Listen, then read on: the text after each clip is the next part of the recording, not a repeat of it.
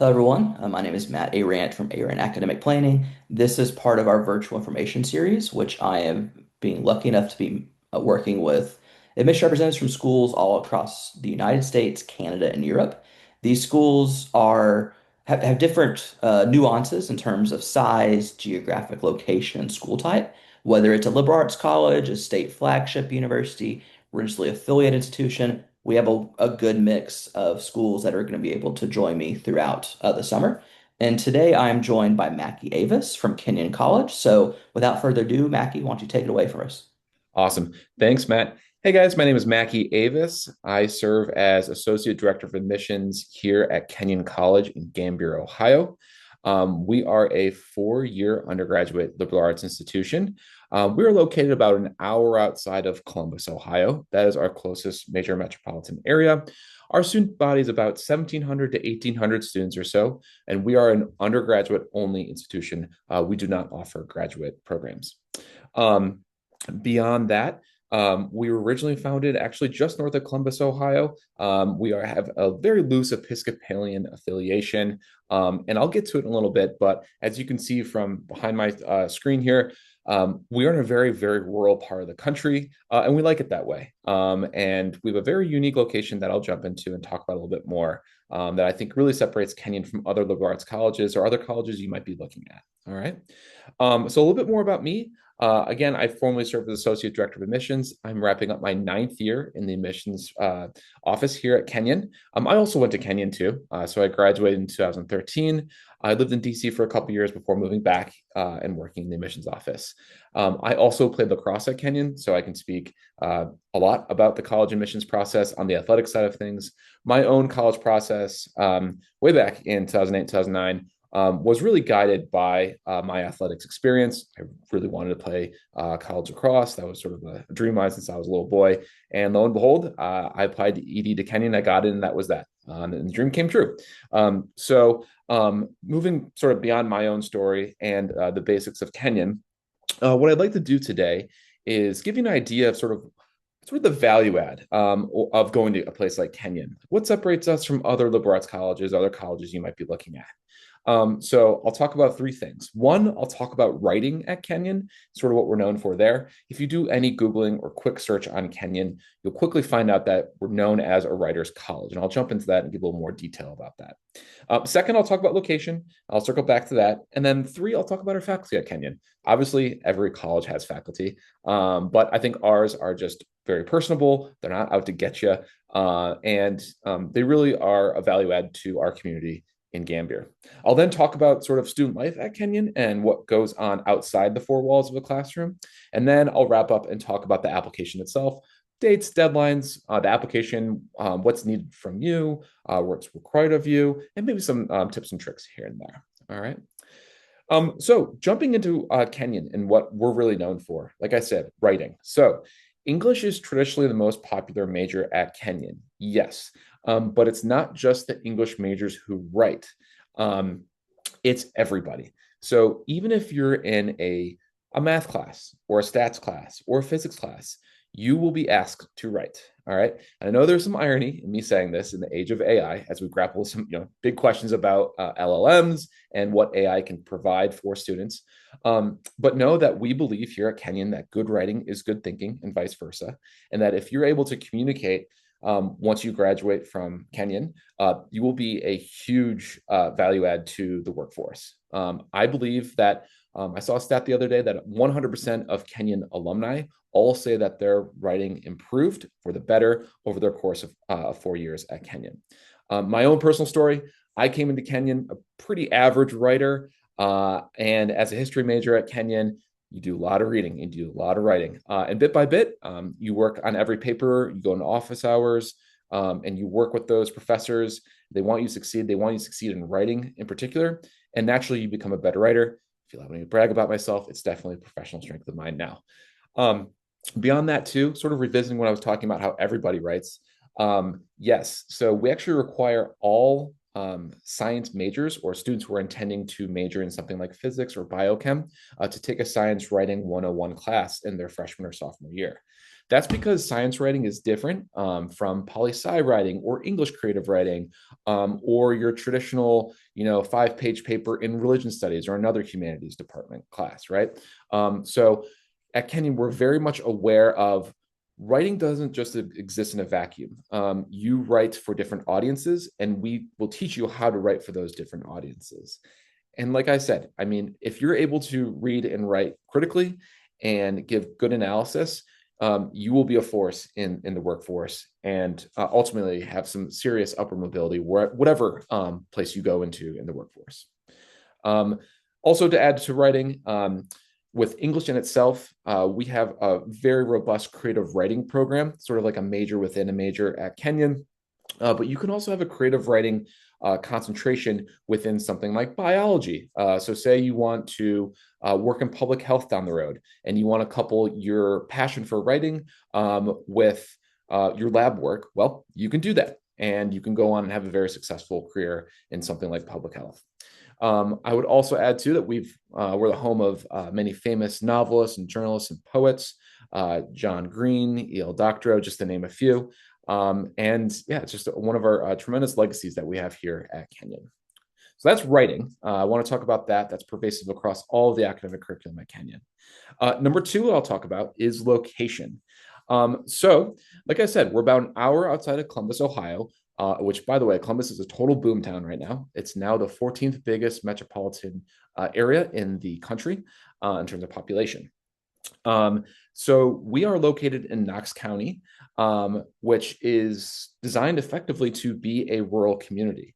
And the way our history works is, like I said, we were founded about an hour northeast, or sorry, 10 minutes north of Columbus, Ohio. And our founder, he didn't like that. He didn't like being in a city. He wanted to find a college in a college location that was free of vice and distraction. So he took a horse and buggy 40 miles east into the Western Reserve of Ohio, and he came upon the hill of Cambria, Ohio, and said, "This will do." I think that's kind of telling about just the intent that we have here with our location and why we are where we are. So you'll see if you go ahead and find a little bit more about Kenyon on our website with our virtual tours.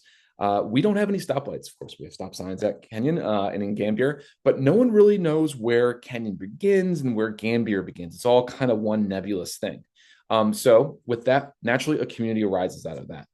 Because we are a small student body of 1,700 to 1,800 students in a small town of about 2,500 people, it is a true college town.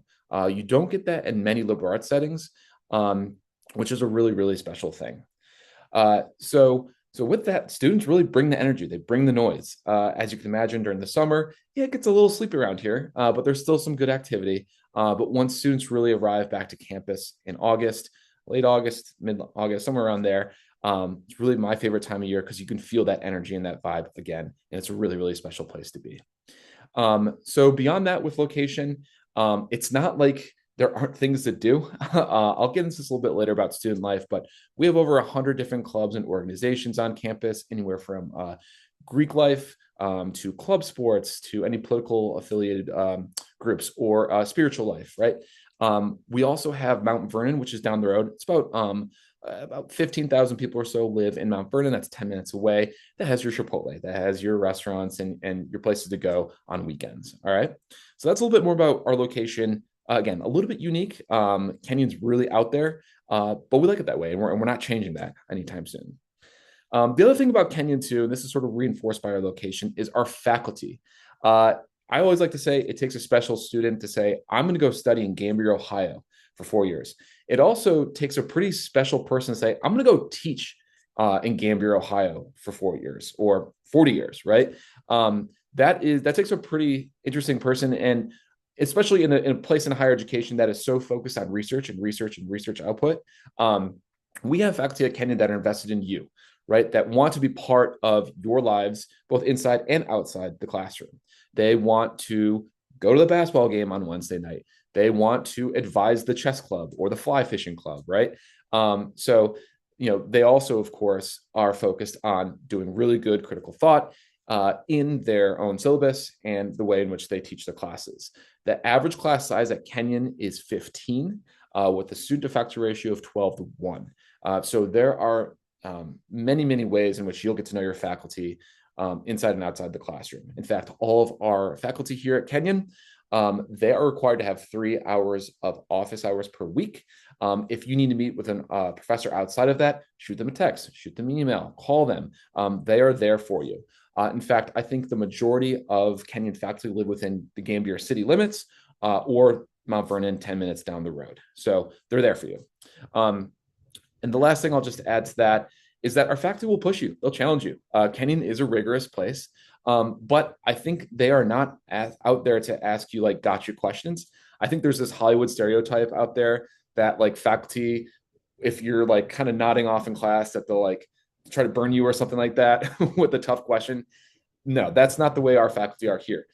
Yes, they will nudge you and they'll ask tough questions here and there, but they're there in the car with you. And I think that's just something I want to convey to try to get rid of sort of that Hollywood stereotype. So that's sort of the three things that I think maybe separate Kenyon from other liberal arts colleges. Again, that's the writing, the location, and just our very down to earth faculty. Um, I would then like to sort of switch and talk a little bit more about student life here at Kenyon. So you might be asking yourself at this point, sort of in the information session, okay, it's a town of 2,500 people.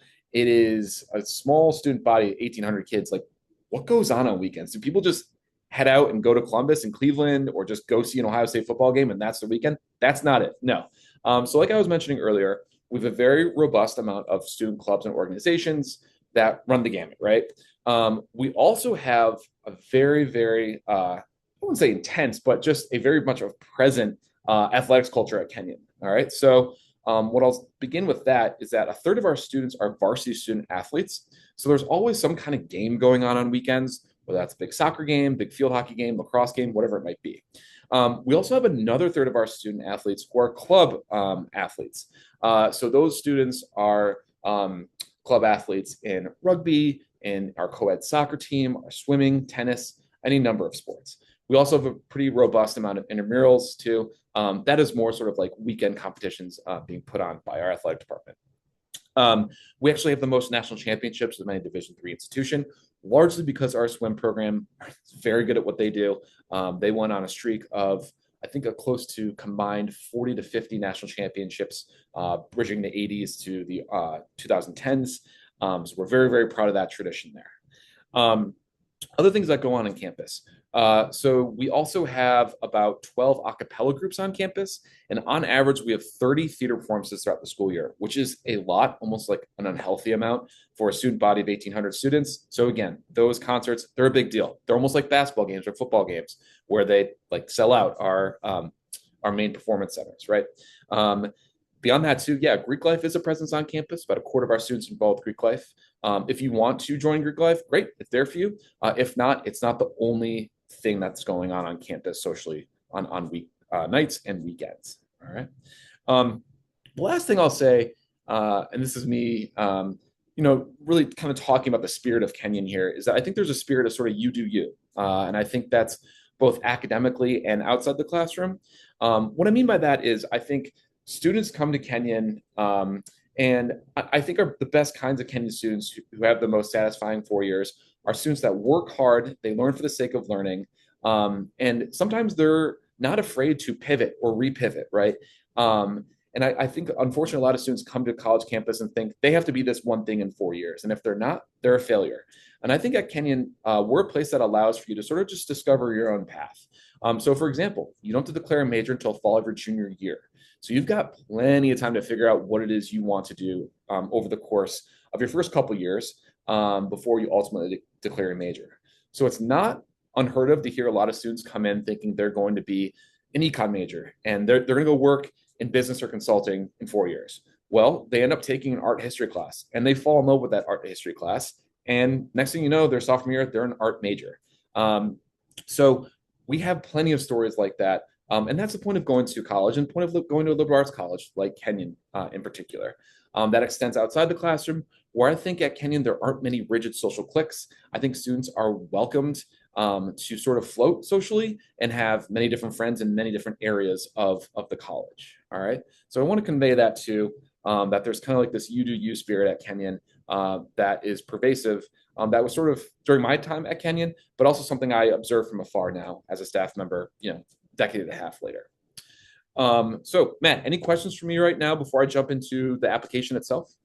Yeah, so going back to the writing kind of centerpiece of the Kenyon experience. So you mentioned how science and I guess non-traditional writing intensive majors, right? Science majors, they have that requirement to take a science writing course. I was wondering, I guess going ahead in time when those science majors become graduate students, physicians, other medicine researchers, from your time working at Kenyon, have you heard like anecdotal stories Yeah. of how that time at Kenyon writing helped develop them to be a better doctor, researcher, etc.?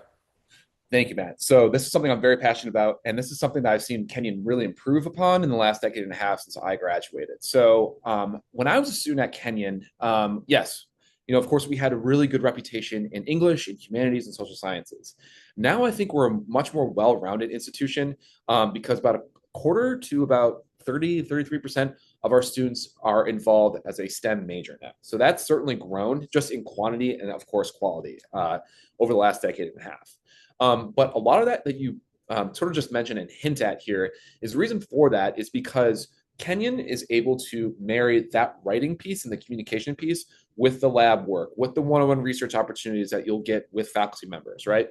So my rhetorical question to you, and I'll get to sort of an example here in a little bit, is that what is the point of doing research in a lab, grinding and grinding and grinding, if you can't articulate or write clearly about what you just did or what you just found and add to the incumbent research that's been done on that topic before you, right?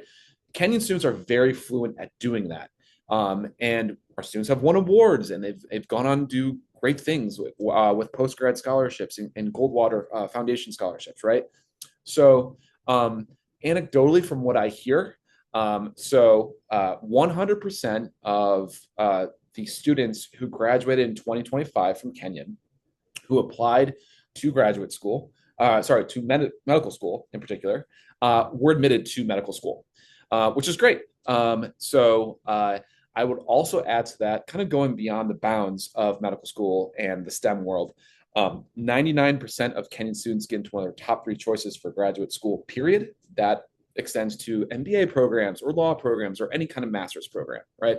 And about 60%, 70% maybe of Kenyon graduates will go on to pursue some form of a graduate degree down the road. So what I would add to that too is that I have heard anecdotally of a story of a student, this was years ago, of a student who was applying to med school. And there was some kind of administrative error, we'll call it, where an institution, it was a 4-year R1 institution, I won't name the name. There was some kind of administrative error where they got their graduate school application notes sent back to them by mistake, and as you can imagine, that was a big moment for that school.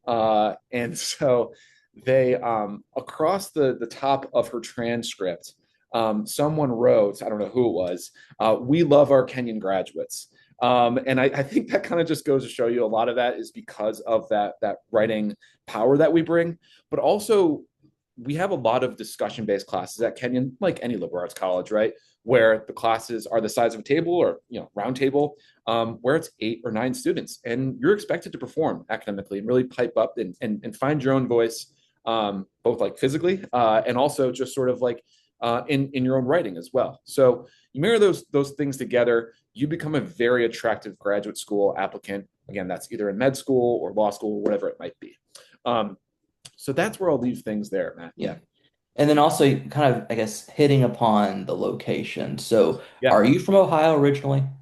I'm from Michigan originally. Yeah. Okay, So so I was Midwest, true Midwestern just guy. thinking Yeah. about Yeah. those out of state or even international students, right? Sure. That be coming from rural areas, suburban areas, or in the case of a lot of international applicants, megalopolises, right? And they're coming from these multi-million people areas to like you mentioned, intentionally designed small community.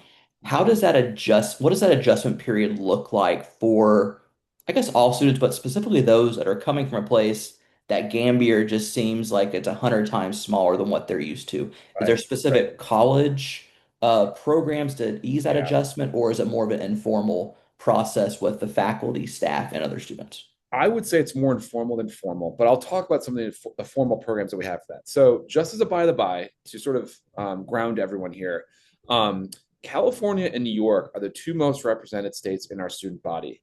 Ohio used to be number one by quite some distance, but New York and California are one and two. And I always like to think that, like, hey, that wouldn't be the case, if the students from California and New York went back to their communities and said, I can't do it there. It's too slow. There's nothing to Yep. do there, right? I think there's a nice cycle that allows for those California and New York students to love Kenyon and find their experience valuable here. As I was saying a little bit earlier, like I said, there's a lot of stuff going on. This sounds crazy to say, but Kenyon in itself is its own sort of little cosmopolitan bubble because of the action, right?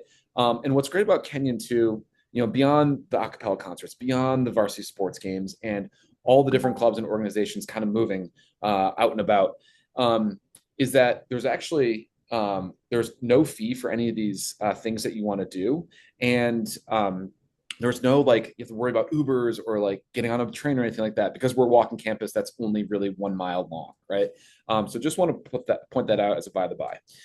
The other thing to Matt to sort of talk about with that is that yes, we do have an orientation program. That's after students are dropped off the last Saturday of August into the run up into classes that start that next Thursday. So that's more like formal institutional programming. What to do at Kenyon, where to go if you need help with this, that kind of thing.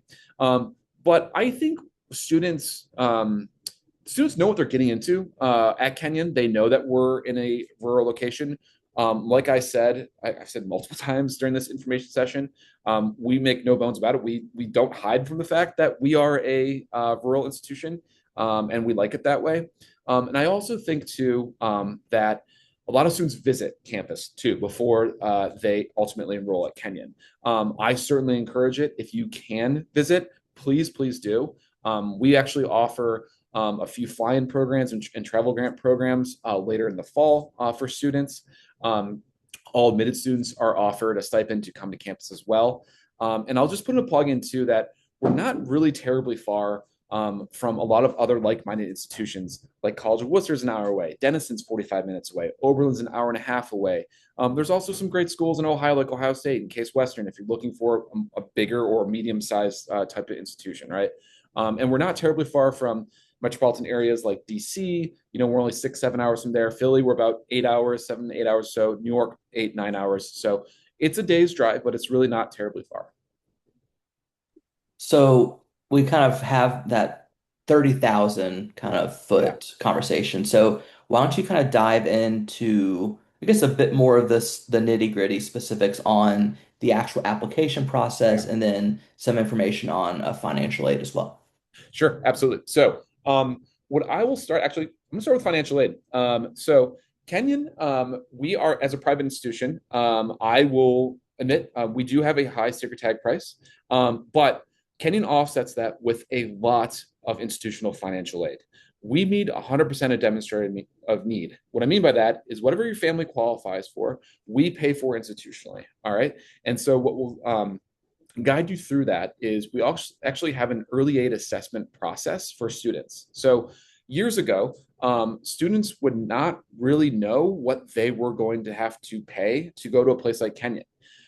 Places like Kenyon now have built in programs and tools that will allow us to provide you an idea down to the dollar of what you qualify for in both need-based aid and merit-based aid. So if you have any questions about that, please seek me out. It's a great opportunity for any prospective family.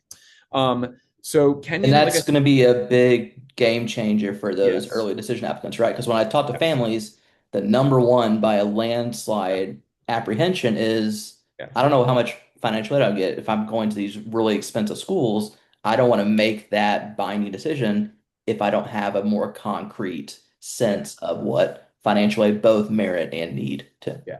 So it's funny you mention that, Matt. That's exactly why, that first apprehension is why I want to talk about financial aid first. I'll get in front of Yeah. that, right? So beyond that, yes, 100% of demonstrated need we meet, right? And beyond that, too, Kenyon also offers some pretty robust merit packages as well. When I first got to Kenyon in the admissions office, we only offered merit scholarships to the top 20 to 25% of our incoming first year class. It's now more like, I would say, 40% of our incoming first year class gets some kind of merit package. Those merit scholarships go between anywhere between $10,000 and $35,000 in $5,000 increments. And there is no separate merit scholarship. You are automatically considered for merit once you apply to Kenyon. All right. We also offer some talent scholarships in writing. That's a separate scholarship application for that. Also in the visual arts and also in the performing arts too. And so more information about those scholarships will be going live here later in the summer. So yeah, that's how I would describe financial aid at Kenyon. Really quickly and briefly, I would deflect to our financial aid colleagues and our financial aid website. Now, for the application itself, generally speaking, I'll say our application is very, very simple, very straightforward, doesn't require a lot from you. So number one, we're on the Common App and the Coalition app. We're free to apply, which is great. So there's no like pesky $50 fee or anything like that. And we also don't have a supplemental essay, which I know is ironic because we call ourselves the Writers College and all that, right?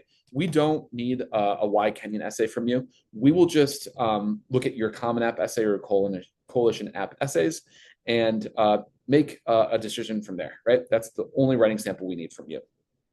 So we'll have you upload your transcripts. Obviously, that is a big part of the application. Kenyon is a rigorous place. We want to make sure that students are doing well in their classes in high school and pushing on themselves when it comes to rigor.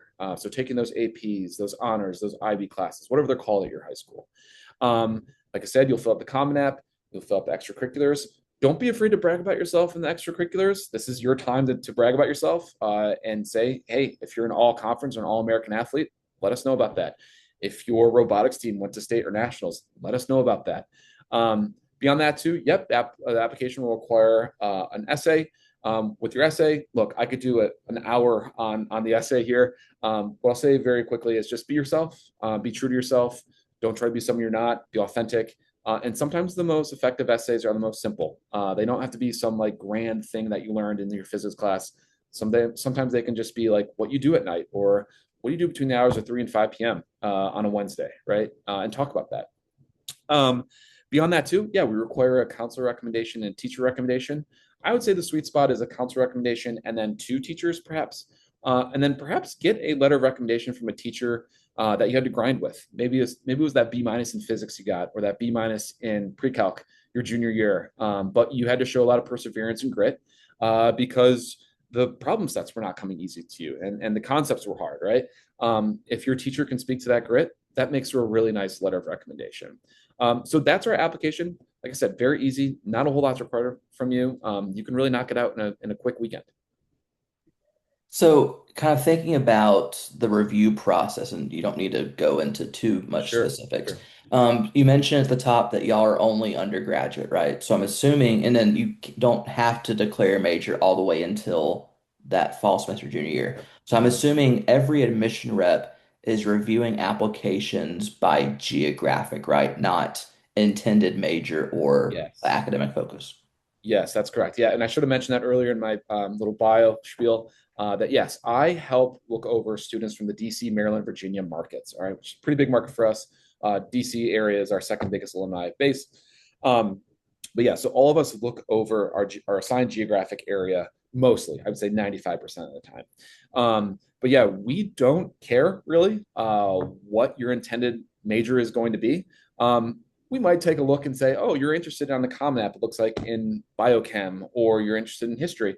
That's fine. Yeah, but we don't have like seats to fill or a consideration for the School of Architecture or the School of Kinesiology or the School of Education or anything like that. We don't care what you are thinking about majoring in. We'll get to that once you get here to Gambier. And then one final question. This is hypothetically kind of way down the road of the application process. So when I hear from families and counselors, IECs, when that wait list period happens, right? Sure. They don't know what to do because it's kind Yeah.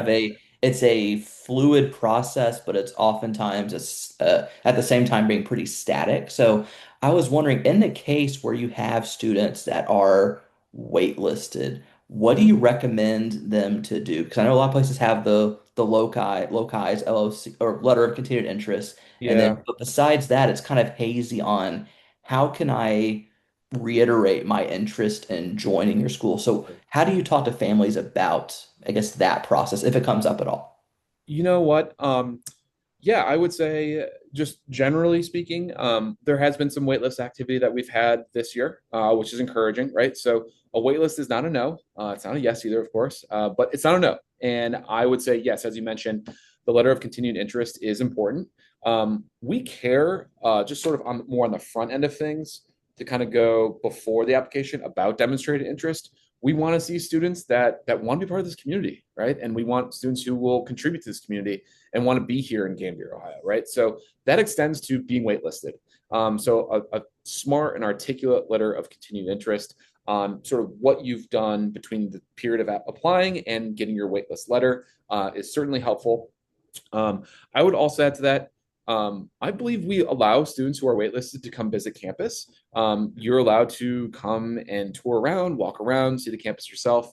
That's important to us. That shows that you're serious about getting off the waitlist.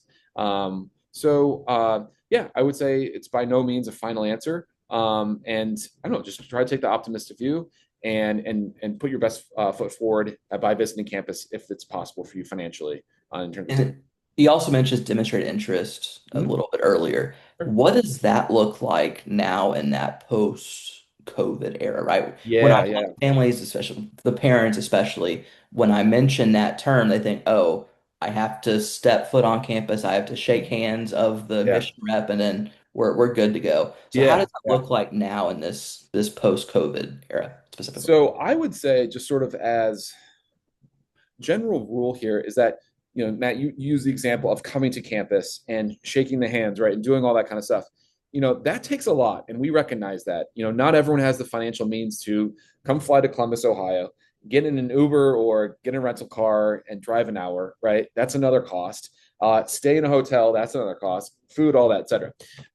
So sometimes the way in which you can show demonstrated interest is very, very light lift. So we have virtual information sessions. We have virtual interviews with our student interns right now. There's 10 of them who are working for us this summer here in Gambier. Um, there's also ways in which you can get to know us by just simply emailing me. Like, I just love hearing from students from Virginia who just send me a cold email and say, hey, this is who I am. This is what I'm interested in. This is how I heard about Kenyon. Folks like me will go hit the road during the fall, during our fall travel season, and do some outreach. You can interview with us. You can go to a school visit if we're coming to your high school. A lot of us will go to fairs where many schools can, of course, attend. So there's many ways you can show demonstrated interest, and it really doesn't take a whole lot of effort to show that yes, you are serious about being an applicant and serious about ultimately enrolling at Kenyon. Great. So I think that's a kind of good note to end on. So Yeah, on behalf of Mackie and myself, thank you for joining us this morning where I'm recording it, but depending on when you access this, any time of day, any day. So what I'll do also is when this video is uploaded, I'll have some links to Kenyon specifically, whether it's the homepage or things about writing, student life, then the admissions process, etc. Thanks again, Mackie. of course. Thank you, Matt.